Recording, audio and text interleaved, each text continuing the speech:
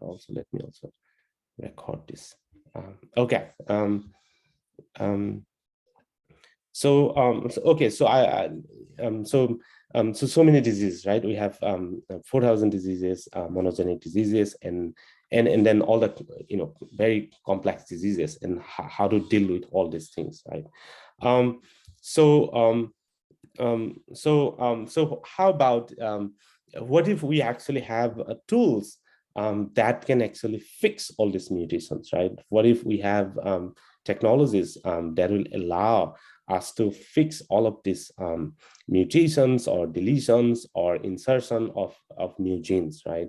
And obviously, I mean, it's very simple to think that it might be very easy to have a technology like that, right? But then we are not talking about simply correcting sentences in a book, which obviously we can do it by just by reading, and which can be done. But we are, I think, mute all.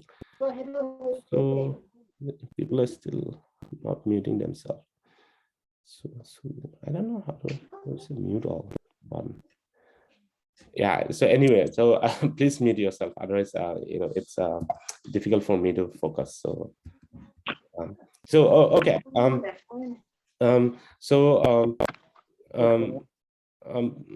So if you have a tool that can actually fix all these mutations, that would be the ultimate thing, right? But I was I was saying that it's easy to think that way, but we are talking about fixing things in genes, right? And it's not only in genes, but inside a cell, right? And it's a living organism. How to make changes inside a cell, which is full of molecules. Obviously, it is not simple like written books or something like that. How to make all those changes, right? How to fix those, how to edit genes, right? And for a long time, it was a kind of sci-fi kind of thing. People would it was a fantasy. A lot of people thought if we can do that one day, that would be super awesome. But it's just that technology wasn't there. And as you know, that technology comes from serendipity. Technology comes from what previous people have done. And this is one of the things when I talk to students or when I talk to others, trying to encourage them for science, I always tell them that in science, what happens is that, you do something and you may not even see the need of it right away. You may not even know what is it going to be used for.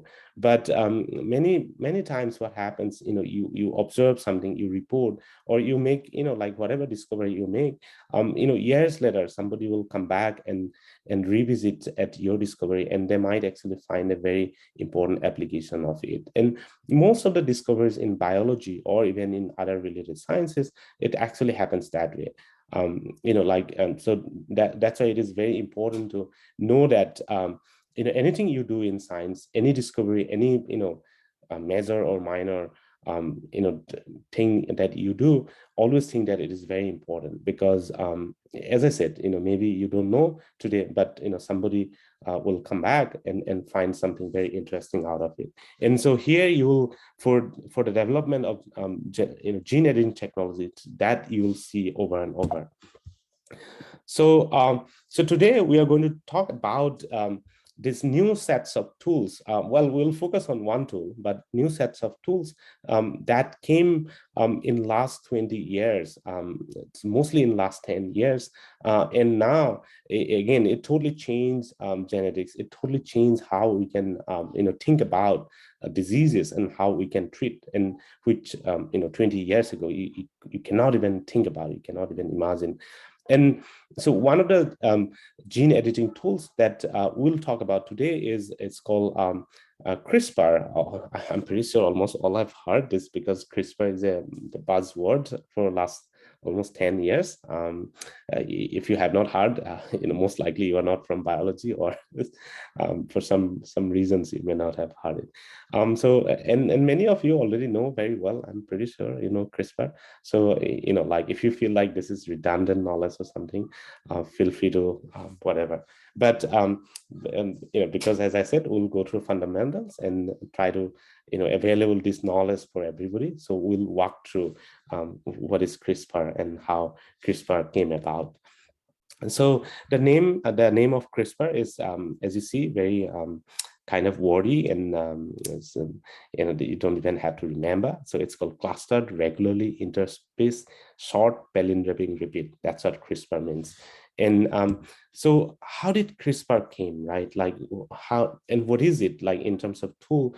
What kind of capabilities it has? Like what kind of things you can do with CRISPR, and how was CRISPR actually discovered, and like what was it? So we'll talk a little bit about history. We'll talk a little bit about the technology, and also the technical details.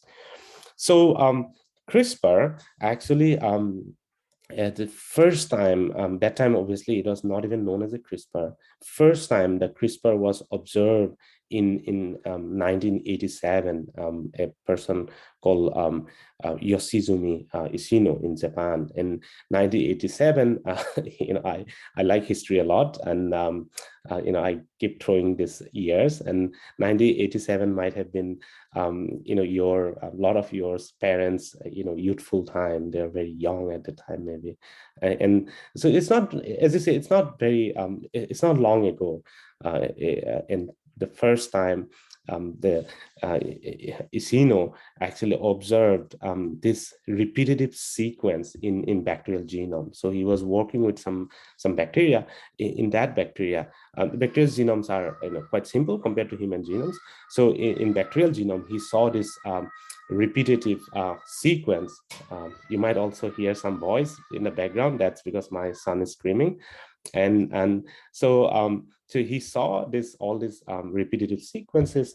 And so what I mean by repetitive sequence, repetitive sequence, something like, let's say you read a book, and in the book, the character is like repeatedly saying something like, I'm going to kill you, I'm going to kill you, I'm going to kill you. And so that kind of thing, it's basically the same sentence coming over and then over and over. And so Ishino saw that, and he was like, what could it be, right? And at the time, obviously, absolutely had no idea what these are. And so he just reported. He's like, okay, I saw this chunk of gene where the same sequence come over and over repeatedly.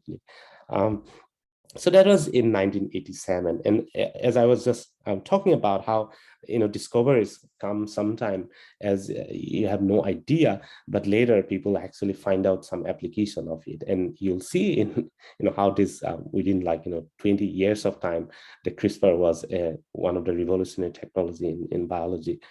And so he found that, and then in 1994, then somebody else came and then further started this repeated sequence in bacteria, and then by 2001, which is about 13 years later, there's another guy called Francisco Mojica, and he was studying these bacterial repeated sequences, and he named it CRISPR because it is clustered, because they are clustered in a genome of bacteria, and they're regularly interspaced by short palindromic repeat unit. There is like these repeat units, but they are interspaced by, they're like separated by some palindromic repeat. Palindromic mean, the palindromic writing, right? So, and so that, sorry, let me mute.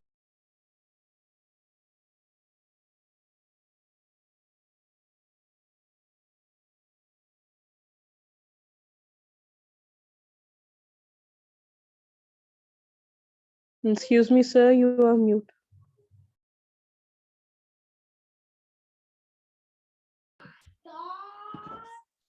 Yeah, so I I was muting because my son was screaming around me. So I sorry, and yeah. So anyway, so I was talking about the short palindromic repeats, and how this was discovered by Ishino, and then Mohiko named it, and and then like what is next, right? And so people are, there are a lot of people who don't get a lot of glory, but they still get very interested in things like that, and they still keep studying it just for the sake of like curiosity, and that's how science progress anyway. um, and so Rodler Barango, who worked in a yogurt company. Imagine he was not a in a big university or in a big laboratory or something. He worked in a yogurt company, and they're trying to develop yogurts. And as you know, for yogurts or a lot of this dairy product, you need bacteria, certain kinds of bacteria to convert them, right? And and so one thing he saw was that a lot of this bacteria actually die in despite it doesn't matter how much yogurt how much food you give them, what quality of milk you give them, a lot of this bacteria would die. And so despite this plentiful of like resources of food, so he wondered why would this bacteria die, right? And then he found that their bacteria have enemies, and those enemies are called phases, right? A lot of you might already know. Phases can invade bacteria, and phases can, bacteriophages I'm talking about, and bacteriophages can kill bacteria. And so he found a lot of these phases invade bacteria, and they will kill those good bacteria. And but he did an experiment, and where he found that if he grow those bacteria and then and repeatedly expose those bacteria to bacteriophages, some of the bacterium would survive. And so it's basically a selection procedure, and he would repeatedly expose to phases, and some bacteria would survive. And then he wondered why would some bacteria would survive after repeated challenge from phases, right?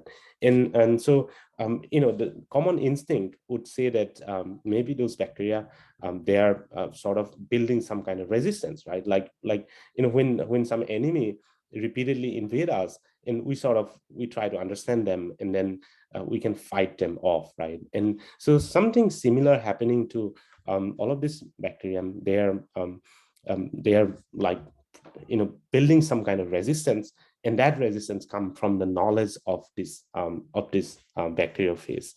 And so he found that, and then very soon they were able to discover ways of understanding what is going on. And so what is happening was that this is the whole bacterial cell, and this is the phase. And by the way, the phase looks like some rocket landing on moon or something like that. So this is a bacteriophage. It's a virus, and it attacks the bacteria. And when it attacks, that viruses, how do viruses infect cells, right? Because they'll unleash their genome. The genome will get released from there, and then those all these genes would go to the host cell, and then the host cell will make new proteins, and then there will be more viruses coming out, right? And they will kill the cell in that process. So this bacteriophage, once the DNA get released from this bacteriophage, and this DNA actually immediately processed by some proteins that bacteria already had. Those proteins are called Cas proteins. And so those Cas proteins will process this DNA, and that DNA would be incorporated into the genome of the bacteria itself. And that machinery, the bacteria acquired through evolution, billions of years of evolution. And so they will keep those fragments of genes that come from the phase as a memory. Like when you have a war, you have war memorial, right? I mean, somebody comes to your house, let's say, and you keep a little bit of that person as a memory for future. And so that's what bacteria used to do. So bacteria would keep some DNA that comes from the bacteria, the phase, and put into its own genome as a token, as a memory. And obviously a lot of bacteria would die here, but some bacteria would be able to survive, and they will still have that memory left within the genome of the bacteria. That was pretty exciting. And over over and over. Obviously, this happened over billions of years, and this bacteria started gathering, all this like memories from past invasion, from phases, and throughout the evolution, what happens is that in the bacterial genome, there's a huge chunk of this repeated sequences accumulated into the bacterial genome as a memory. And so what does that do? And then and so they keep it that, and the reason they keep it, because these gene fragments, this actually comes from phases, and what happens is that when there's a next invasion, right, and next invasion, I'm not saying like next day, it could be like 1 million years after, like anytime in the future. So when there's a next invasion by phases, and what will happen is that this bacteria will use that memory to make new molecules, new RNA molecules, and with the help of these new molecules, they can actually fight off this phase. So it's a very complicated process how they keep memory of all these phases, but it helps them to fight off the phases, basically, because somebody's raising hand. I think I'll answer at the last. So yeah, so let me speak and finish it up, and because if we speak a lot, I'm worried that we won't be able to finish the talk. So yeah, hold on to your question now. So these fragments are made, and the bacteria will make this, express this whatever memory they had, and then they will use that memory to fight off the phases now. And that again, it is very complicated process. They have multiple protein molecules, and with these protein molecules, there's the RNA molecule, which is they are using as a memory, will bind to it, and then there's a machinery to destroy the incoming phase, the genetic material. And so this, again, as I said, this wasn't, it didn't happen overnight, and it was a war, actually, war between and phases and bacteria for billions of years. And I might fancy it up. I might say this was one of the biggest war, maybe at the early evolution of life, like way bigger than this Russia-Ukraine war, maybe, because at the time, obviously, no humans lived. At the time, only species that lived was all these phases and bacteria. Again, I'm talking about 3 billion years ago, right? And the only war happened was between these species who try to dominate the planet, who try to live here, right? And so this war, it began very early, during the evolution of life, and again, we don't know exactly when it began, but I assume that as soon as both bacteria and phases came to live on this earth, and they had this war for billions of years. And because this is one of the most fiercely battled war, and ultimately bacteria had their own weapons, and they had their own ways of fighting off these phases. And again, we are like 3.5 billion years of later that we are trying to understand this, but it was there in for billions of years. So okay, this is very exciting story. It's a war story. What to do with gene editing, right? What to do with this?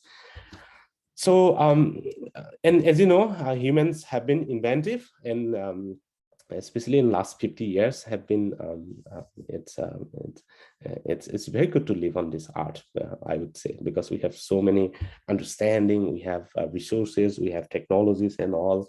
And if you want to become a scientist, I guess you guys have even better advantage than us, because I keep telling technologies are it's moving, and there are more and more resources. So these people, Jennifer Doudna, again, most of you already know Doudna and Chapandia, who got the Nobel Prize in 2020, and then another Sori fellow who was Sickness. I always tell he's a hero, but people fail to recognize him. Both Doudna and so I see one person raising hand. Please, Akhila, please keep your question now, and we'll discuss later, okay? Because I want to finish this talk. Otherwise, we might run out of time. So Doudna and Charpentier, obviously they got the Nobel Prize, but Cygnus, who also developed the same thing at the same time, he did not get a Nobel Prize, which is kind of sad story. But anyway, it doesn't matter who gets credit, who does not. The important thing is that they all developed this technology. They took this from bacteria, and then I mean, these are not people who directly put into our mammalian cell as a gene editing tool, but at least they realize the potential of this fight between virus and bacteria can be harnessed for the good of our humanity, right? And they were and so that's why Doudna and Charpentier got the Nobel Prize. And this was their work was first published in 2012 when I was a PhD student, and I was incredibly inspired by this work. And let me tell you, my next couple of years, basically, my career was shaped by this event, this single paper that was published by Charpentier and Doudna's group. And I went on to work on gene editing because of this incredibly powerful paper. And so again, I keep throwing this encouraging words on, but like, keep in mind, keep your mind open for scientific literature when you are doing science. And who knows, maybe you'll find something and that will change your career maybe. So yeah, so anyway, so what Doudna and Charpentier's group did was that so they basically tried to harness this system, the CRISPR system that bacteria uses to fight off phases, right? And the protein called Cas protein, and then this RNA molecule that they use to guide against these foreign invaders. And so they harnessed that, and so the way they did was that so again, this is the protein molecule that the bacteria uses to destroy the phase DNA or RNA, whatever it is. And also because the bacteria also use, as I said, they use memory, and memory comes in the form of a DNA which is stored in their genome, right? And that makes an RNA molecule, right? So that RNA molecules here, obviously, it doesn't look like RNA here, but this piece here, imagine this is the RNA molecule, and that binds to this protein, and this Cas protein of bacteria, and this is the weapon for the bacteria. This is the weapon they use to destroy the invaders' genetic material. And the way it works is that this protein, actually, it works like it's a weapon in real sense, because it works like a scissor. It can go and cut the target DNA. And how, so this protein can cut DNA, but how do you know what proteins to cut? What DNA, what genetic material to cut, right? Because you might end up cutting your own DNA, right? If you cut your own DNA, if you chop off your own DNA, then obviously you're going to die. So you have to make sure that you are chopping off, you are cutting only the foreign invaders' DNA. And that is where this RNA molecule actually helps this Cas protein too. And so when they harness, when Doudna's and Charpentier and Doudna's group or also Cygnus group, they harness this CRISPR Cas protein. It's also, Cas protein has a lot of different, they have a whole like different proteins, and the protein they work with is called Cas9, is a kind of Cas protein which can cut DNA.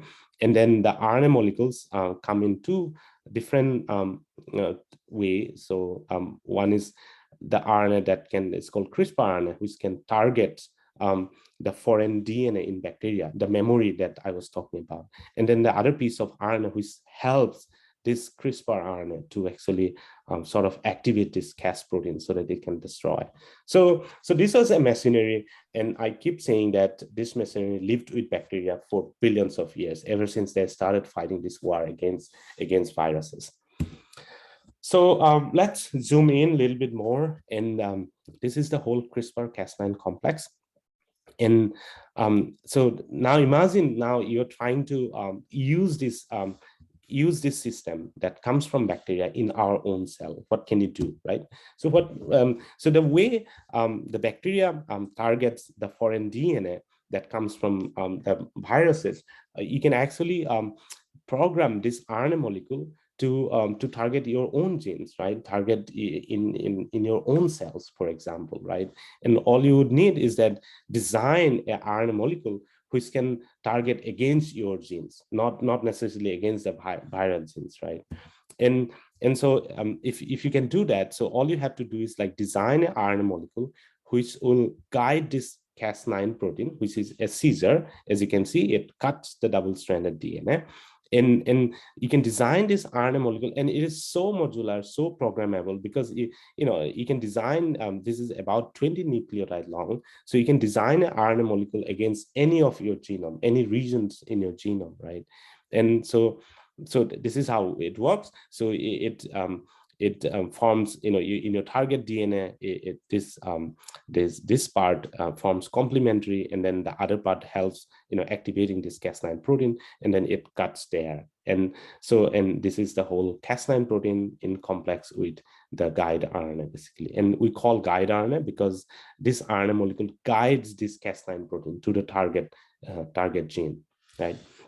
So that was the whole CRISPR-Cas9 complex. I mean, obviously, you can go into details about how it functions, what are the elements required for its optimal function, and things like that. But in principle, this is a very simple tool, and it was a weapon in one sense, and weapon in the sense that you can destroy target DNA, you can cut the target DNA, right?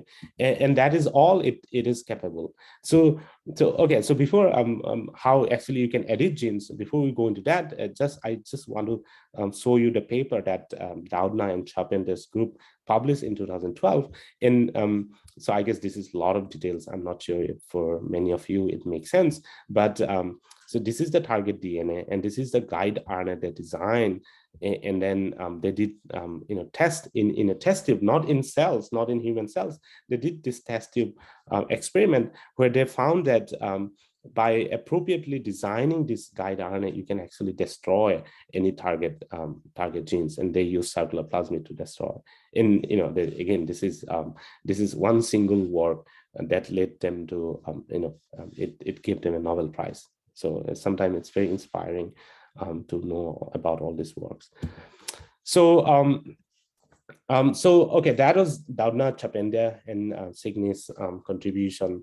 And as I keep mentioning that they did this work in test tube, in laboratory test tube, and then the hypothesis that you can use these technologies inside a cell to actually really mess up your target DNA, right? In a sense. And then so very fair. I mean, this was an extremely competitive field back then, and right after that, George Ser's group at Harvard Medical School. George Ser's lab is actually right opposite to my lab. And George Ser's and Fang Zhang, who was he was a postdoc with George Ser's, and who just set up his own lab at MIT at Broad Institute. And both of them, back to back, they published 2 science papers and demonstrating that they can take this technology and put into our own cells, and you can actually do gene editing. You can, you can at least. So with this CRISPR tool, all you can do is you can cut the target DNA, but rest of the things will happen. Like how you edit the gene, that's a different story. But at least you can take this technology and put into our cells, and you can cut genes. So how do you edit them? So with CRISPR, you can only cut the target DNA. How do you now edit, right? How do you make changes? How do you let's say you have a sentence written in your book, and you have a scissor, and there's a wrong word, there's a word that is mistake, you can cut it. But now how to now actually edit what changes you make to make it correct, right? So that's the problem. So the way it works, so this is the target DNA, wherever it is, it may be in your genome. And then with CRISPR-Cas9 system, you can cut it. As you can see, you can make double-stranded break, right? You can cut it. And so here's what happened. Again, this is a very high-level explanation. If you are interested, you can read more and find out more details. But so here's what happened. So our own cells, our mammalian cells, or many other life forms, we have repair machineries. We have proteins that can actually fix all the anything that goes wrong, and that is a big part of our survival, right? I mean, if there's no repair machinery in our genome or in our cell, people, yeah, turn off, mute yourself. So if you do not have that, we will, like when you go outside, for example, the sunlight hit us, and we have mutations all the time. But fortunately, we also have repair machineries in our cells, and that try to fix. The problem with all this repair machinery is that it's just they cannot find out the mistake. They cannot find out where is the mistake, basically.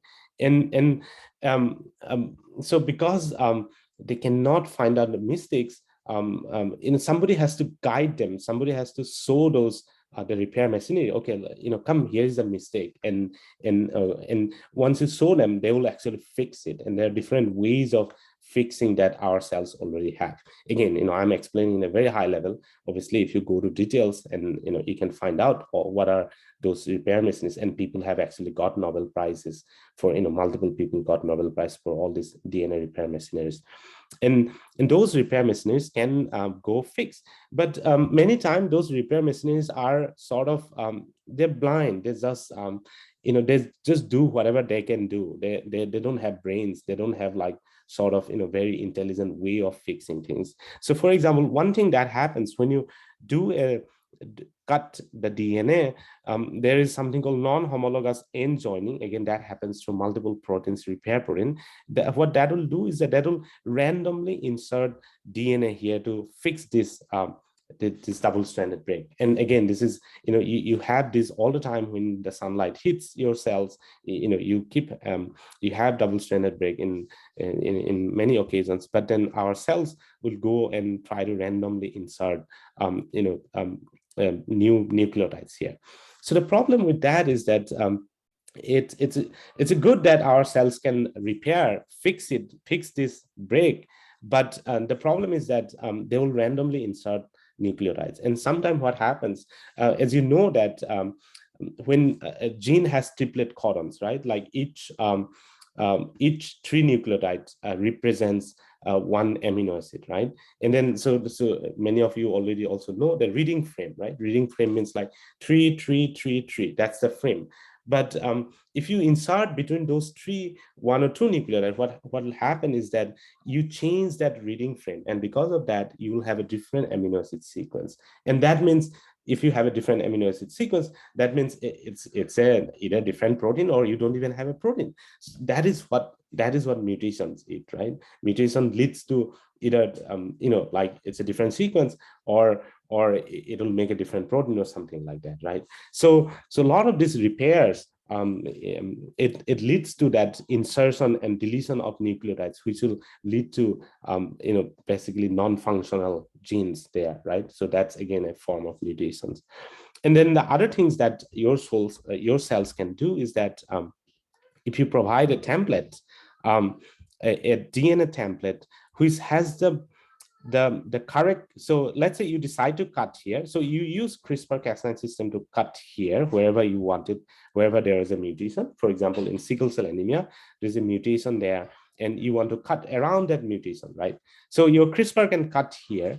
And now, if you provide a correct template which has the correction, right? You provide a DNA sequence which has the correction for a mistake. So imagine in a book you have a mistake there, and then you cut it.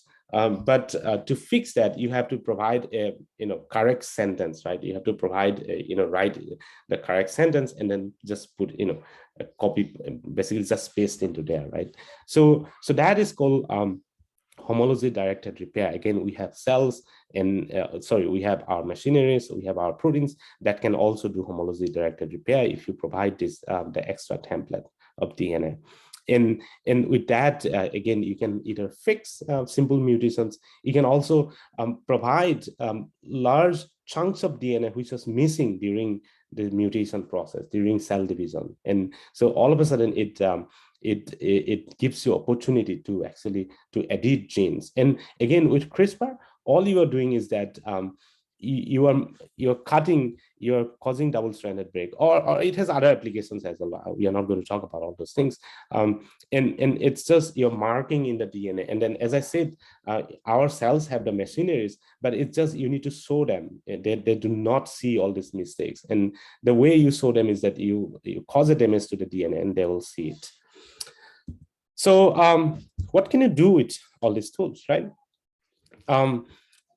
As I said, you can disrupt gene functions, right? You can, if you provide a short template, you can actually correct small mutations. And if you provide a large insert, large DNA, you can correct large, fragments of genes. And then you can also delete, certain regions of the. Let's say you have a gene, right? And let's say it has a function. It does something bad to you. Let's say you do not have good intelligence because of one gene. Let's say this is again totally hypothetical. And then let's say you want to delete, remove that gene. Either you disrupt the function, or you can totally delete if the whole gene is causing some problem, right? And so there are lots of possibilities what you can do with this technology. And then this is just coming back to, again, actually I will just skip that. It's not relevant. So okay, so now at least we have 2010, this technology did not exist.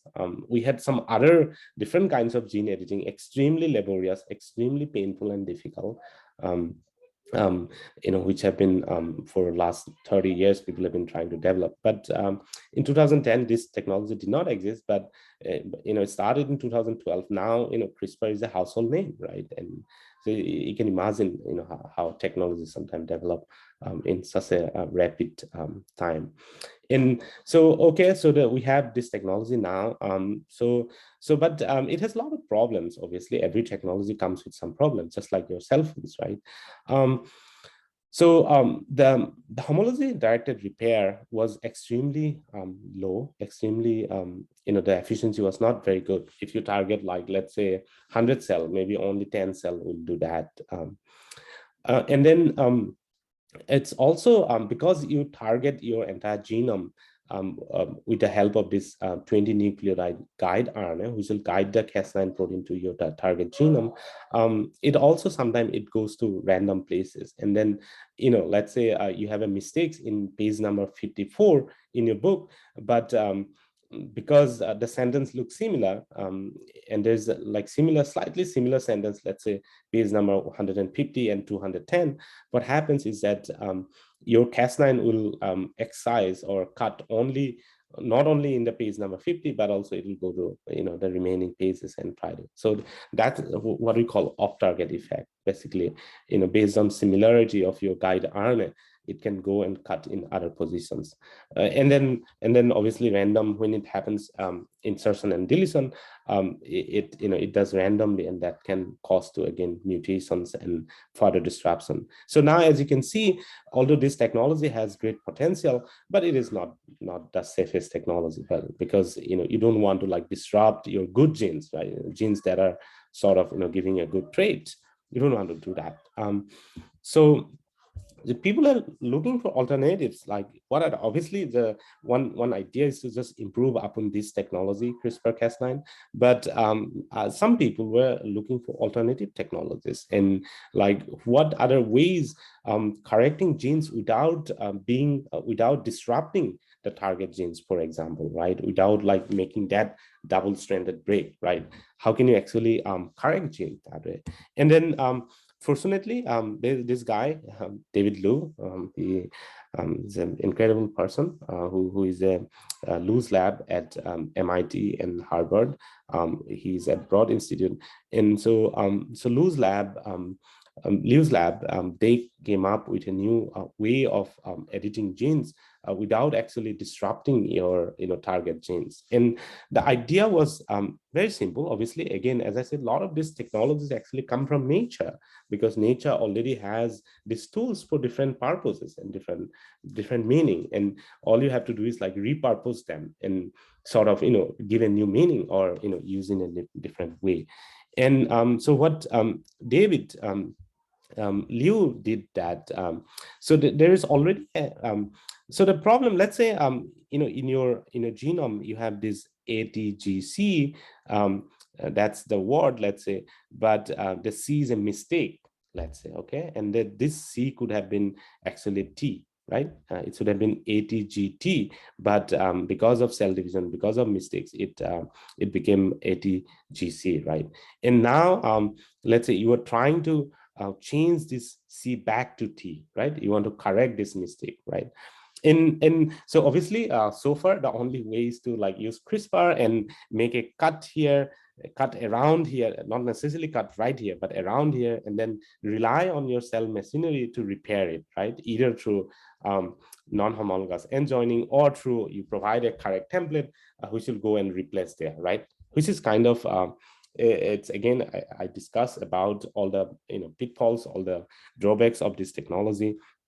But what if you have a technology that can actually convert this C directly to T without doing all this, cutting and all these things, right? Without, leaving marks and cutting and do all this, excisions, right? What if you have a technology that you convert this C directly to T? And it turns out that nature already have protein molecules. Again, proteins are the machinery, just like Cas9 protein that we talked about. Nature has protein enzymes which can actually convert this cytidine. Cytidine is like think about cytosine to uridine. Uridine, like think about uracil or thiamine, right? And so it has an a lot of organisms, including us humans, have this enzyme which is called cytidine deaminase. Basically, if you remove one amine group and it becomes this uridine, so you convert cytidine to uridine. In the context of DNA, it would be cytidine to thiamine, right? So nature has this enzyme which can do it, but the problem is that nature does not know how to find out a mistake. It has enzyme for certain purposes, but it doesn't know that there is a mistake. So nature has the tool, our cells have the tool, but it doesn't know how to find out. And so that is what David Liu's group did. Because with CRISPR, it is so easy to find out the region of DNA where you want to where you want to go about, right? And with CRISPR, because you use the guide RNA to target the Cas9, right? So what Liu's group did that was that they took this guide RNA and Cas9 protein, and they mutated this Cas9 protein so that it cannot cut it, right? So all this cutting thing comes from some. So in terms of protein, there's some active site, right? It can go. So imagine like you have a scissor, but you blunt it. You basically you take the scissor, but you use something to blunt it so that it cannot cut anywhere, right? It is a scissor, it's still a scissor, but it cannot cut because it is so blunt. So same way, you can take this Cas9 protein and you can mutate certain regions so that you make it blunt. It cannot cut the DNA anymore. But what you can do is that with the help of this Cas9 protein and the guide RNA, you can now take this deaminase to wherever you are interested in, right? And as I said before, nature made deaminase, but it doesn't know how to find a cytosine, right? And or like a targeted in a sudden, like out of that 3 billion letter in your genome, deaminase just doesn't know where to go and make that correction. But now, because you are fusing this deaminase with this CRISPR system, which is a blunt CRISPR now, it cannot cut it, but you still can target. Now you can actually guide this, and then now you see it's how beautiful it is. So you have this Cas9 protein and the guide RNA. Now this deaminase is actually is trying to repair this. It's trying to change this cytosine into a thymine. In so in again, I keep coming back to this. And in science, many times what happens, like when you get to like real science, when you start doing experiments, this is what happens. Many times nature has wonderful tools, and all you have to do is in a creative way, you bring different pieces together to solve a big problem. And imagine, our species, humans and other species have lived on this planet for billions of years, and yet we did not have a tool like this. We did not have in ourselves. We did not have a tool where the Cas9 protein guide and deaminase comes for various reasons, obviously. Either for it was destructive, or evolution is too short. We did not get enough time yet to build this our tools by ourselves, through spontaneous evolution. But as a human, as a scientist, you can imagine, you can bring all these pieces together from different organisms and then put them together in a meaningful way. So what is happening here is that now you guide this DMNase with the help of CRISPR-Cas9, and you can and then obviously cell has machinery to fix it. And now see, you started with what these GC mutations, and now after you use this, you can convert it to AT. And now that you don't always have to actually make that double-stranded break. You don't always have to cut this DNA, right? And how wonderful that is. And so this technology is called now base editor, and base editor and CRISPR-Cas9 CRISPR-Cas9 editor, that's the first generation editors, gene editors, and then these base editors came. And now base editors have been a very powerful technology to fight, at least all these things are in clinics or clinical trials now, to fight off a lot of these diseases with more precision. So when base editor, and that was again not very long ago, it was only 2016. Imagine, maybe you are still in high school or in whatever. So that came, and then so when base editor first came, obviously this the protein that we talked about, this deaminase, cytidine deaminase, it can only convert cytidine to uridine. That means you can only convert C to T. How about rest of it, right? So we have different, because we have 4 bases, right?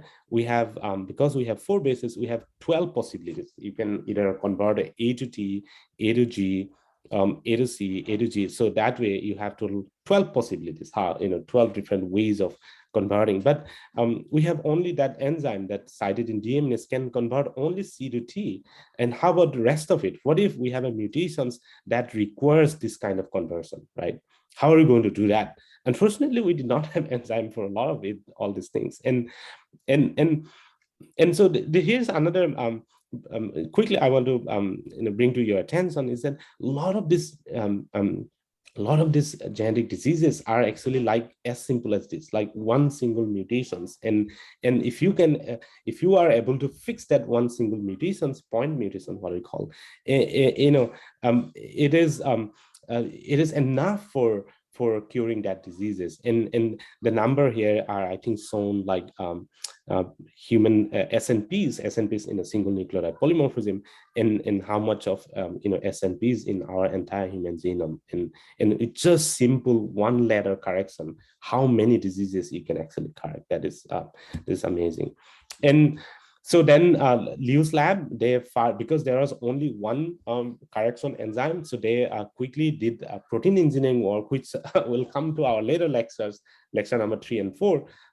Hopefully we can cover that. And so he used protein engineering approach to change this cytidine, cytidine deaminase to other kind of deaminase, like convert, for example, A to G or all other letters.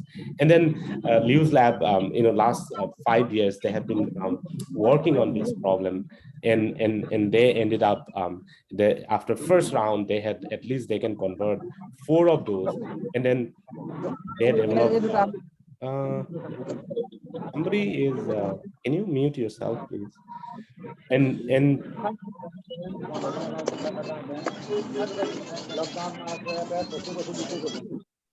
okay, that's okay. His lab further work in to find more enzymes, or make modification into those enzymes. Again, I'm not going to talk about this prime editor. This is seems like too complicated for many of you. But again, they further worked on that, and finally they had all these editors, base editors and prime editors, and they can convert all this, all of this basically. They can convert all 12 possibilities, and so after this, again, it sort of, I mean, you still, the CRISPR-Cas9 editor is still, I mean, useful for most purpose, but for purpose like where you need to edit only one nucleotide, this is again another very powerful technology. And so so that's and a lot of work has been It's so much work going on in this field now, obviously, and now we know that we can disrupt gene function, we can correct, we can insert new genes, we can delete, we can do single base replacement, and it's just so many possibilities, and all of this happened in last 10 years, by the way. An incredible amount of people working. And also, I just want to briefly mention that in 2020, Doudna and Charpentier got the Nobel Prize. But it is extremely important to realize the fact that thousands of researchers, thousands of scientists all across the globe actually work for this revolution. And what is important is that yes, two people who were pioneer, they got recognition, but also it is important to realize that without all these dedicated people, thousands of people, who I myself were part of that community, without all these people's work, this whole revolution would not have happened. And like when you look at big pictures, and I think it is very important to keep in mind that a lot of this revolution, you'll be part of it, not necessarily you get all the credits or things like that. And think about all like agricultural revolution that happened 10,000 years ago, right? Who brought apple tree to domestication? Who brought rice? Who brought like corn, or all thousands of people who work together to bring all this like things to reality. So I just wanted to mention that. And so okay, so far we talked about how you can edit genes, how you can correct, and how you can do all these things, how you can mess around DNA, right? The problem, well, I mean, problem or challenge, whatever you call it, is that this Cas9, I mean, doesn't matter, it's a base editor or pure CRISPR-Cas9 base editor. The Cas9 protein, you need the Cas9 protein and the guide RNA, right? In order to guide your tools to the right place in the genome. So it doesn't matter what you are going to use, you have to use this Cas9, right? And we learned that this Cas9 actually comes from bacteria, right? Humans, our cells, or even mammalian cells, do not have Cas9 protein in our body. And that's because, again, bacteria have Cas9 because they evolved to fight against viruses, right? And again, so because it comes from bacteria, if you have to use these tools in our cells to correct genes, you have to bring this Cas9 protein from outside, right? Because again, as I said, we don't have this protein, you have to bring it from outside. So that brings to a new problem, which is the entire pharmaceutical industry, the entire biotechnology there, who are trying to cure genetic diseases, are facing today. And that is the problem of bringing this Cas9 protein from outside into our own cells in a very effective and efficient way, without creating any problems. And that problem is, I would say, one of the major rate limiting step of using this technology for curing diseases, because what is right now, we have tools, but the problem is that the availability of this tool, right? So the delivery problem is called. So what ways you can bring this Cas9 protein into our cells, right? So there are different ways. So the Cas9 protein you can bring as a piece of DNA, and you can put into your cell, and your cell will make the Cas9 protein, right? That's one way. You can also bring in a form of RNA molecule. Again, DNA makes RNA, RNA makes protein, and eventually Cas9 is a protein, right? So you can bring it as an RNA molecule, but also you can bring it as a protein itself. And then, so you need the Cas9 protein, doesn't matter what tools you are going to use. And then you also need the guide RNA, which will guide this Cas9 to the right location in the genome, right? So a guide RNA you can provide in either DNA or RNA form. You cannot provide in a protein form, because then it is irreversible. You cannot make protein into RNA or DNA, right? And so the problem with this is that the Cas9 protein is quite big, and if you have to bring it, whatever format it is, you have to bring this from outside of the cell to our cell, right? And there are multiple barriers, multiple hurdles to pass through all this cell membrane and endosomes and nuclear, like membrane and things like that. And so over the years, people have worked ever since this CRISPR technology came, and a lot of scientists have been working to make this thing available to our body. And again, if you have to take this tool and inject into a person to do gene editing, it comes in different vehicles. Like let's say you have something, and you want to deliver into a remote village. Like how do you, like let's say you have like a truck of food, which is needed in a very remote village. How do you do? You have to put into a truck or in a car or whatever format, right? Otherwise, the food is not going to go by itself. You have to deliver it, right? So same way, you have to deliver the CRISPR elements into your body. And the way you can deliver is, first of all, you can deliver this Cas9 and guide RNA either in different formats, in DNA or RNA or protein format.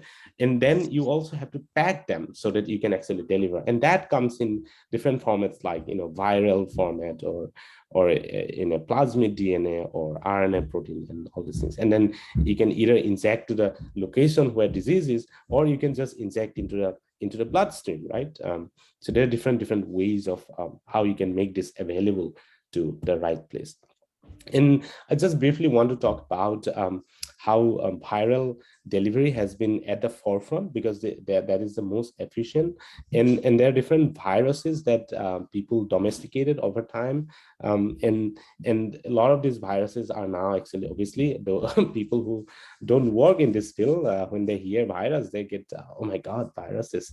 But viruses are also can be good, and just the way humans domesticated, like all this apple tree and dogs and cows and goats in last 50 years, not 50 years, maybe 40 years, we have been domesticating viruses, and for good purpose, for good use. And some of the viruses are actually lentiviruses, which are the HIV, which is bad, but also scientists have been using them for good purpose as well. And so what these viruses can do is that, and then there are adenoviruses. What these viruses can do is that because they are so good at infecting our cells, think about coronavirus, right? They can infect our cells. But if you engineer these viruses so that they do not harm us, but they will take the gene editing material, which is packaged inside this, in the inside of this virus, and then deliver to the right place. So the virus is only it's like the Tarzan horse, right? So you basically deliver, you have things inside, so the virus has no capacity to destroy your cells, but they will just carry. There's just a carrier. They will carry the genes that you want to put into your own cells. And so there is a class of viruses called lentiviruses, which is very popularly used in the laboratory. Actually, right now, I myself is using in the laboratory, and it can pack all these CRISPR systems into that. And then there's adeno-associated virus, which can pack smaller pieces. It doesn't have, think about this is a truck and this is a van, basically.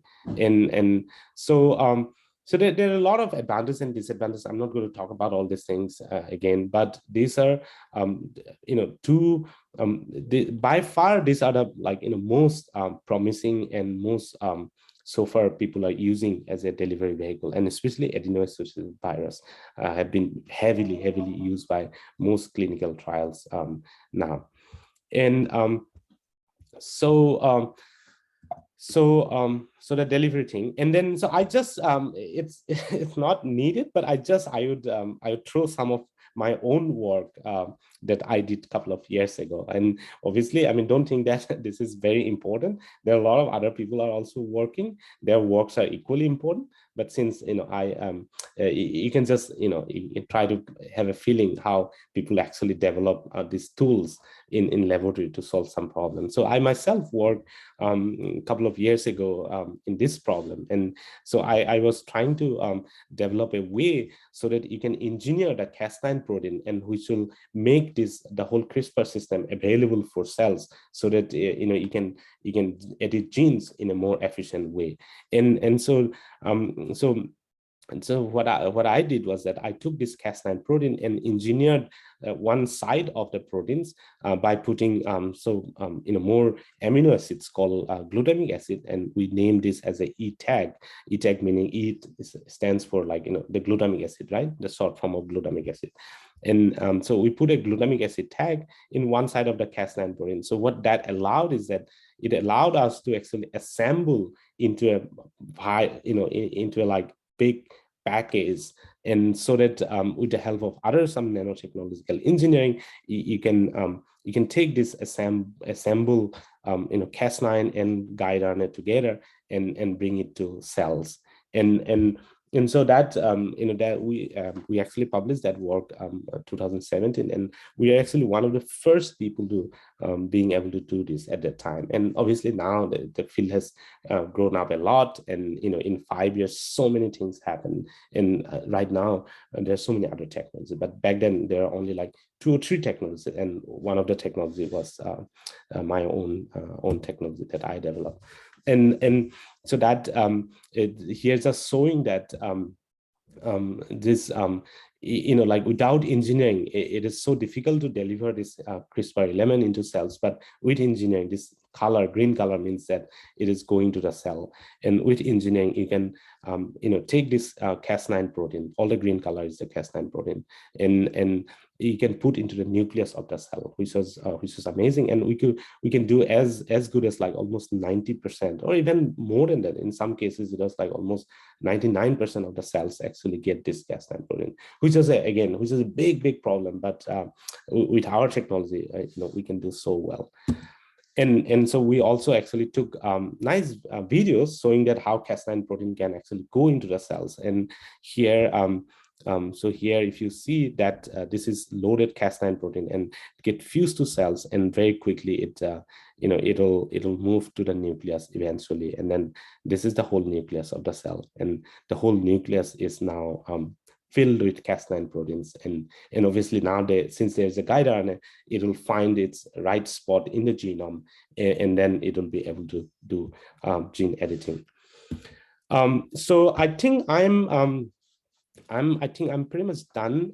So I just want to hopefully I think I'm done. I want to encourage you to. There are a lot of obviously this field has in 10 years it has grown up so much, and there's so much resources even in YouTube. And my suspect is that most of you attending this lecture today, most of you might be already knowing a lot of these things, right?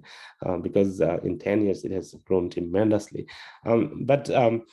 You can watch whatever you want. You can try to learn more. But I think David Liu's talk, he gave a TED talk a couple of years ago, 2019.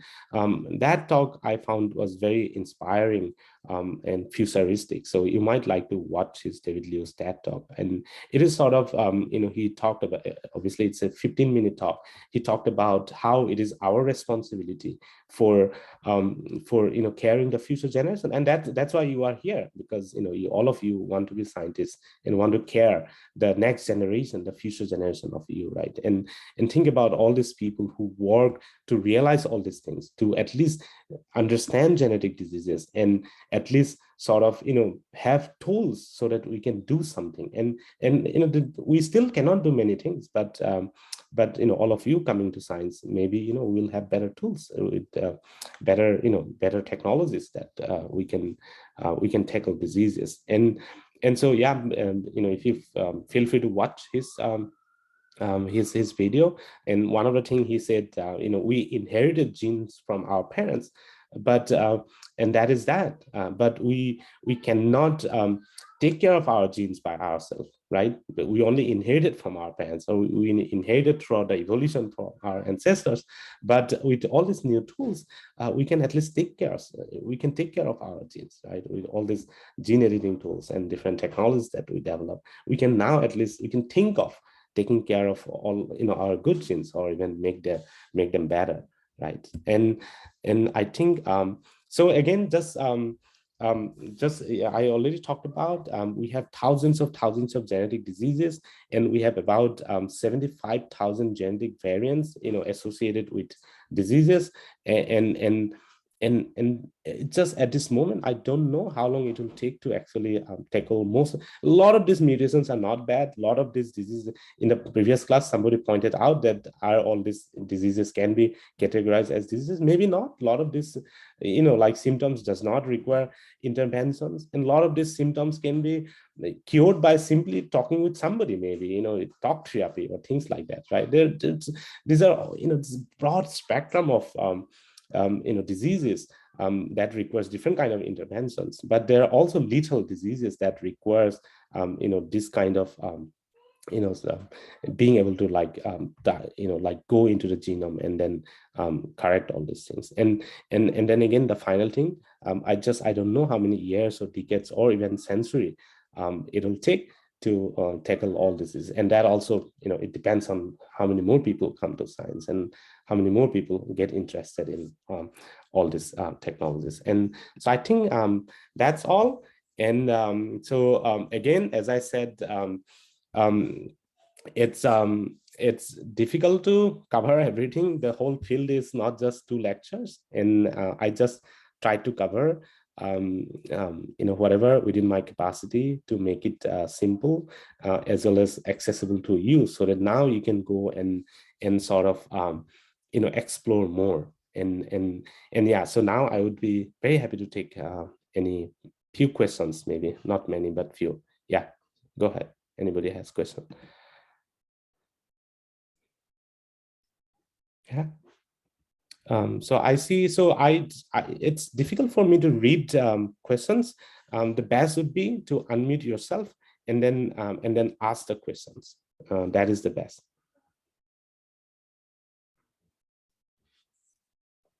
Hello, sir. Yeah. I had a question. Sure. The delivery mechanism that you were talking about that you had developed, did you try to, other than transferring or delivering that protein inside the cell, did you try to reverse mutation? Have you tried those experiments too? What do you mean by reverse mutation? No, I mean, like you use HeLa cells, or maybe have you tried, like, reversing the genetic modifications that were caused by cancer or any disease? Yeah. We did. That? A lot of people are still following that, and there are multiple papers came out. We even did editing in macrophages. We knocked out like SERP1 alpha and things like that. There's a lot of progress happening with that technology, and host of people following that technology in that lab. Yes, a lot of cool stuff going on right now. That might have felt really good though. Sorry? No. That might have felt really good when you did that. Oh, yeah, sure. I mean, this is what about science, right? I mean, you do things, like, and then like you see that people are, using it and further developing these technologies. And again, like, this is what I keep telling all of you, right? You don't have to be the winner, right? You don't have to be the person that takes all the glory. Even if you can contribute a little bit, and then you see that technology is moving and helping out. And that's how science goes. It's a community effort, basically. Okay. Next question. Anybody else? Sir? Yes, go ahead. Sir, I would like to ask, as you all know that, viruses are very smart in the case that they can mutate so fast, and also sometimes it's very hard to identify them. So how does the CRISPR-Cas9 system help in that case? I mean, they mutate so fast that it might be impossible to even detect their genome. In Like that viruses? case, Viruses, you mean? hello? Yeah, but you mean like how would CRISPR-Cas9 help the mutation of viruses? That's what you're trying to ask? I mean, like viruses, they mutate so fast that it might not be possible to identify them so easily in the cell.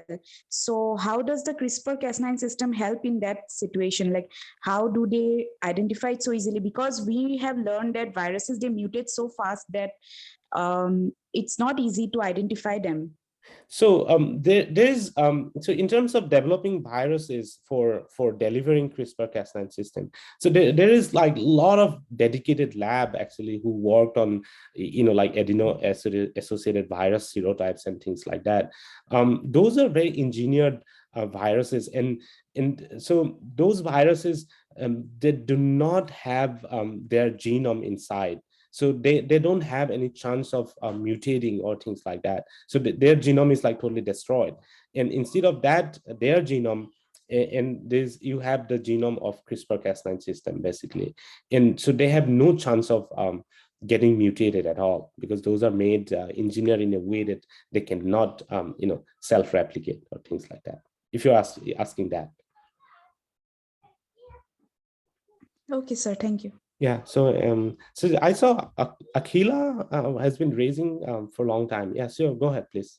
Yeah, like as you said, CRISPR-Cas9 protein can be delivered via vectors into the body, but how far that immune system recognizes it as foreign DNA and attacks That's a it? very good, yeah, that's a very, very good question. And that's actually one of the bottleneck of our, developing all these technologies for curing. And so Cas9, being a bacterial protein, obviously it would be targeted by our immune system. And so it, again, the answer is, it's not a generalized answer for this. It depends on your conditions, and then the delivery vectors, right? Viruses, right? Our body immune system will also try to fight off. So there has been a lot of effort to design viruses that can be less immunogenic. There are many labs at MIT, Harvard trying to develop that. So then that one aspect. And then for the CRISPR system, for Cas9, if you deliver only the protein, which will go into your body and stay there for a couple of days, and then maybe it will be gone. And so that way you basically only encounter only once. And if you don't have to deliver Cas9 CRISPR again, it's fine. You just do the correction or whatever just once in your lifetime. It's not a problem, right? And so there are a lot of this spectrum, and people are trying to make these technologies better so that you do not have this immunogenicity problem, or at least if you have, how to counter that. Yeah, so there's a lot of work going on right now. Yeah. Okay. So with time is actually over. So it's already 9:30, and I would I would have loved to discuss any concerns we have, but I think we'll end it here. And then for the next class, we are moving away from genetics, and we will be moving to now protein design and the medicine that comes with engineering proteins, which is again one of the major fields that right now happening in the revolution of medicines. And so we'll talk about designing proteins. We'll talk about understanding protein, and so we have 2 lectures for protein engineering. And yeah, so again, please feel free to join for those 2 classes. And then for today, I think we'll just end because the time is over. Okay, all right, great.